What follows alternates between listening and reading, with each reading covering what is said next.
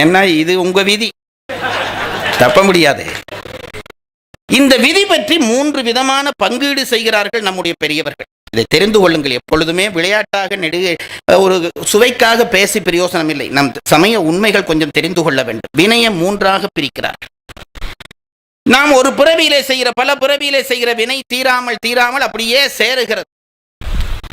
அப்படி சேருகிற வினையெல்லாம் ஒரு இடத்திலே குவிந்து போய் கிடக்கும். 1000 பிறவியில் நான் செய்த பாவ புண்ணியங்கள் எல்லாம் குவிந்து கிடக்கும். அந்த வினைக்கு சஞ்சித வினை என்று பெயர். இறைவன் என்ன செய்வான்? இந்த ஆன்மா ஒரு உடம்புக்குள்ளே போகிற பொழுது இவ்வளவு வினையும் இது அனுபவித்தால் களைத்து போய்விடும் என்பதற்காக ஒரு பகுதியை எடுத்து இந்த பிறவியிலே இவ்வளவத்தையும் நீ தீர்த்து விட்டு வா என்று அனுப்புவான். அந்த வினைக்கு பிரார்த்த வினை என்று பெயர். இப்ப இந்த பிறவியில நான் துன்பப்படுகிறேனே இன்பப்படுகிறேனே அது பிராரத்துவம் என்று பெயர். அதான் சொல்லார்கள், என்னுடைய பிரார்த்துவம் இவ்வளவு கட்ட வேண்டி வந்துருச்சு. வினை என்றது ஒரு பிறவிக்கு கொண்டு வந்த வினைக்கு பிரார்த்துவம். இப்ப எதற்காக அதை தருகிறான்? அங்கே குவிந்து கிடக்கிறது, அதுல ஒரு பகுதியை நீ கொண்டு போய் தீர்த்து விட்டு வா. இந்த ஆன்மா என்ன செய்யும் என்று கேட்டால், அது பெரிய கொடுமை. ஆன்மா என்ன செய்யும் என்று கேட்டால், இப்ப வினை ஒரு பகுதி தீர்க்க வந்தது. பெரிய ஒரு பணக்காரர், கோடீஸ்வரர், 1 லட்சம் ரூபாய் மகனுக்கு பாக்கெட் மணி கொடுத்தார். இதை நீ போய் செலவு பண்ணுண்டு. இவர் பணக்காரனுடைய மகன் அல்லவா, அவன் என்ன செய்தான்? அந்த 1 லட்சம் ரூபாயை கொண்டு போய் வியாபாரம் பண்ணி 3 லட்சம் ரூபாய் லாபம் தேடிட்டான். செலவழிக்க கொடுத்ததை வச்சு இவன் முதல் தேடுகிறான். அதுபோல இறைவன் சஞ்சிதம் என்கின்ற அந்த பெருந்தொகையில இருந்து பிராரத்துவம் என்று ஒரு குறிப்பை ஒரு பகுதியை கொடுத்து அனுப்பினால் இதை வைத்து இவன் புதுவினை தேடி விடுகிறான். அந்த வினைக்கு ஆகாமியம் என்று பெயர். கொஞ்சம் நினைச்சு பாருங்க, நாங்க தப்புறதுக்கு ஏதாவது வழி இருக்குதா? இறைவன் சஞ்சிதத்திலிருந்து பிராரத்துவம் தருகிறான். அப்ப அதோட முடிஞ்சதுண்டா இன்னும் கொஞ்சம் தருவான் முடியும், இன்னும் கொஞ்சம் தருவான் முடியும். அது மலையளவா இருந்தாலும் ஒரு நாளைக்கு முடியும். இது முடிகிறதுக்கு சான்ஸே கிடையாது. ஏன்? அங்க இருந்து ஒரு பகுதி கொண்டு வந்ததை விட அதிகமா அங்க சேர்த்துட்டு தான் நாங்க போறோம். அப்ப இந்த வினை எப்போ முடிவது? நமக்கு முக்தி எப்போ கிடைப்பது? ஆண்டவனிடம் நாம் எப்போ போவது? பாரதியார் சுயசரிதையில எழுதுகிற பொழுது இதை எழுதுவார். பாரதியார் சுயசரிதையில் எழுதுகிற பொழுது எழுதுவார், இறைவா, இப்படி வினை அங்கே அதை கொண்டு வந்து பிறகு அதிலே வினை தேடிக் கொண்டிருந்தால் நான் உன்னை எப்பொழுது சேர்வது? நல்ல ஒரு உவமை சொல்வார். ஆமை மலையேறியது போலல்லவா இருக்கும் என்பார். ஆமை எப்ப மலையேறி எப்ப உச்சியை அடைவது, அது போல அல்லவா நான் உன்னை அடைவது இருக்கும் என்று பாரதியார் சுயசரிதையிலே வியப்பார். இப்ப பாருங்க, இப்ப இப்படியே வினை ஓட்டம் நடந்து கொண்டே இருக்க போகிறது. இங்கே இருந்து வினை அங்க போகிறது, அங்கே இருந்து இங்கே வருகிறது. ஆகாமியம் என்பது புதிதாக தேடுகிற வினை, கொண்டு வந்த வினை பிராரத்துவம், இருக்கிற தொகை சஞ்சிதம். இந்த 3 வினையும் தீர்ந்தால்தான் ஒருவனுக்கு முக்தி கிடைக்கும். அப்ப நமக்கு கிடைக்க போறது இல்லை. இந்த 3 வினையும் தீர வேண்டும். சஞ்சிதம் இல்லாமல் போக வேண்டும், பிராரத்துவம் இல்லாமல் போக வேண்டும், ஆகாமியம் இல்லாமல் போக வேண்டும். நம்முடைய பெரியவர்கள் எவ்வளவு ஆழமாக சிந்தித்திருக்கிறார்கள் என்பதற்காக சொல்லுகிறேன். ஒரு 2 மணி நேரத்துக்கு முன்னே சொல்லியிருந்தால் இது இன்னும் கொஞ்சம் சுவையா இருந்திருக்கும். ஆனாலும் கேளுங்க, என்ன சொன்னார் என்றால், இந்த பிராரத்துவ வினை இருக்கிறதே, பிராரத்துவ வினை, நான் கொண்டு வந்த வினை, அது எப்படி தீரும் என்று கேட்டால், நான் அந்த பிராரத்துவ வினையை அனுபவித்துத்தான் தீர்க்க முடியும். உனக்கு இறைவன் இவ்வளவதையும் நீ செலவழிக்க வேண்டும் என்று தந்து விட்டான். நீ செலவழிக்காமல் உனக்கு பிரார்த்துவ வினை தீராது. நீ அனுபவிச்சே ஆக வேண்டும். அதனால் தான் உங்களுக்கு ஒரு ரகசியம் சொல்லுகிறேன். ஒரு ஆன்மாவுக்கு இறைவன் ஒரு வினை கொடுத்து அனுப்புகிறான். அந்த ஆன்மா வினையை அனுபவித்துக் கொண்டிருக்கிற பொழுதே அந்த ஆன்மா பக்குவம் பெற்று முத்தி அடைந்து விடுகிறது. ஆனால் உடலை நீக்காது. ஏனென்றால் கொண்டு வந்த வினை இருக்கிறது. அப்படிப்பட்டவர்களைத்தான் நாங்கள் சீவன் முத்தர்கள் என்று சொல்லுகிறோம். சீவிக்கிற பொழுதே முத்தி நிலை அடைந்து விடுவார்கள். ஆனால் உடம்பு போகாது. ஏன்? இறைவன் கட்டளை போட்டு அனுப்பியிருக்கான், இந்த உடம்பை இவ்வளவு காலம் நீ அனுபவிக்கத்தான் வேணும் என்று. முத்தி பெற்றாலும் அந்த உடம்பு நிற்கும். இதுல பெரிய ஒரு நுட்பம் சொல்றேன் பாருங்க. ரமண மகரிஷி போன்றவர்கள்லாம் அப்படித்தான். உடம்புக்குள்ளேயே உயிர் இருக்கும், முத்தி பெற்று இருக்கும். ஆனால் அந்த உடம்போடு தொடர்பில்லாமல் உயிர் நிற்கும். அவர்களைத்தான் சீவன் முத்தர்கள் என்கிறோம். இங்க பாருங்க, ரொம்ப எளிமையான உதாரணம் சொல்லுகிறேன். புளியங்காய் நீங்க பார்த்திருக்கிறீங்க, புளியங்காய் பார்த்திருக்கிறீங்க. இந்த புளியங்காயை காயா வாங்கி உடைச்சு பாருங்க, நகத்துக்குள்ள குத்திரும். அவ்வளவு தூரம் அந்த சதையோட ஒட்டி இருக்கும். இதுவே பழுத்தாகி விட்டால் என்ன நடக்கும் என்றால், புளியங்கோதுக்குள்ளே பழம் இருக்கும், ஆனா கோதுல முட்டாம உள்ள நிற்கும். நமக்கும் சீவன் முத்தர்களுக்கும் உள்ள வித்தியாசம் அதுதான். புளியங்காய் அதே வடிவத்துல தான் இருக்கும், ஆனா உள்ளே இருக்கிற பழம் கோதுல முட்டாது, உள்ளே தனியே கழண்டு போய் இருக்கும்.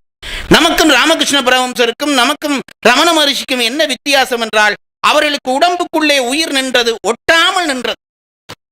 அதனால்தான் அவர்கள் உடம்பிலே பட்ட வினை எதையும் அவர்கள் உயிர் அனுபவிக்கவில்லை. உடம்பிலே வந்தார். ரமண மகரிஷிக்கு புற்றுநோய் கட்டி வந்தது. அந்த கட்டியை ஆபரேஷன் பண்ண வேண்டும் என்று டாக்டர்கள் சொல்லுகிறார்கள். பண்ணிக்கொள்ளுங்கள் என்கிறார் அவர். மயக்க மருந்து கொடுக்க வேண்டும் என்கிறார்கள். அதெல்லாம் ஒண்ணு வேணா நீங்க பண்ணுங்கோ என்கிறார். டாக்டர்கள் ஆச்சரியப்படுகிறார்கள். அப்படியே அவர் விழித்திருக்கிற பொழுது ஆபரேஷன் பண்ணியதாக எழுதியிருக்கிறார்.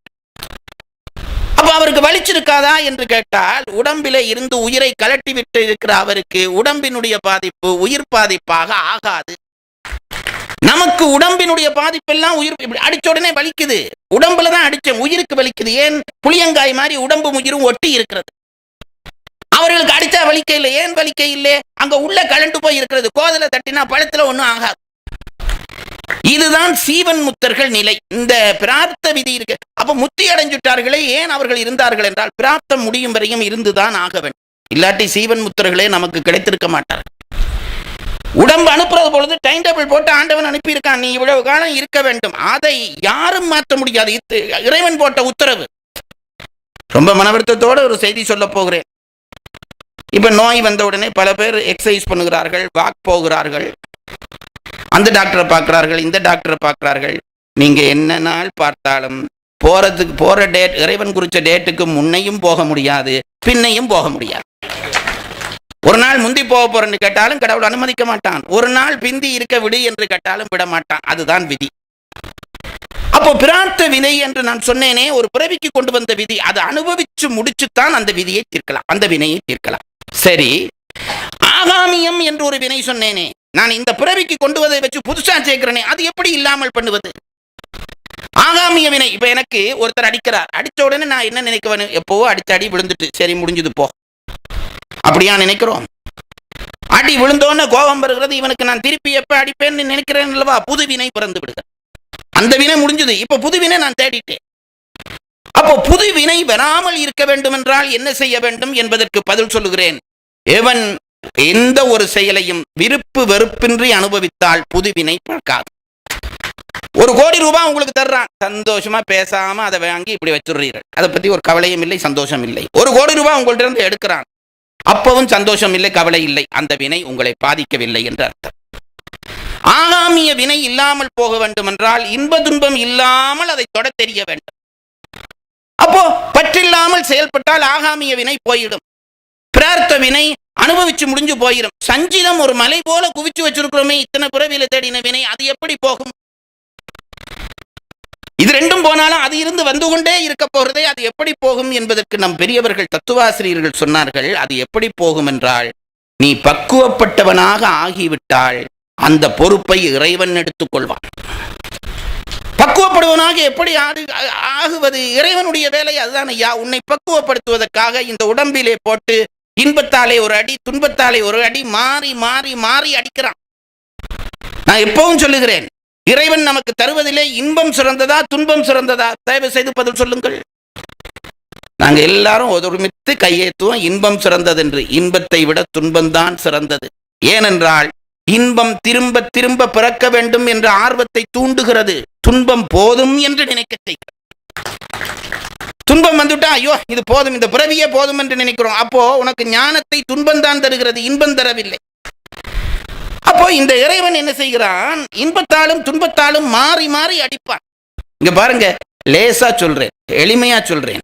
தயிர் அந்த காலத்துல மத்தால அடிப்பார்கள். மத்து எப்படி அடிப்பார்கள் தெரியுமோ? ஒரு அடி இந்த பக்கம், ஒரு அடி இந்த பக்கம், ஒரு அடி இந்த பக்கம், ஒரு அடி இந்த பக்கம், இப்படி அடிக்க அடிக்க தயிர் இப்படியும் திரும்பி இப்படியும் திரும்பும். இந்த பக்கம் அடிச்சடி இன்பம், இந்த பக்கம் அடிச்சடி துன்பம், இவ்வளவுதான். இப்படி மாறி மாறி மாறி அடிக்க அடிக்க தயிர் கலங்கும். தயிர் கலங்கும், கட்டியா இருந்த தயிர் கலங்கும். ஆனால் அந்த அடியினாலேயே தயிருக்குள்ளே இருந்த வெண்ணெய் கலன்று வெளியிலே வரும். மறந்து போகாதீர்கள். அடிக்க அடிக்க அடிக்க வெண்ணெய் கலன்று வெளியிலே வரும். உங்களுக்கு ஒரு ஆச்சரியம் சொல்லுகிறேன் பாருங்கள். இதுவரை வெளியிலே வந்த வெண்ணெய் எங்கே இருந்தது?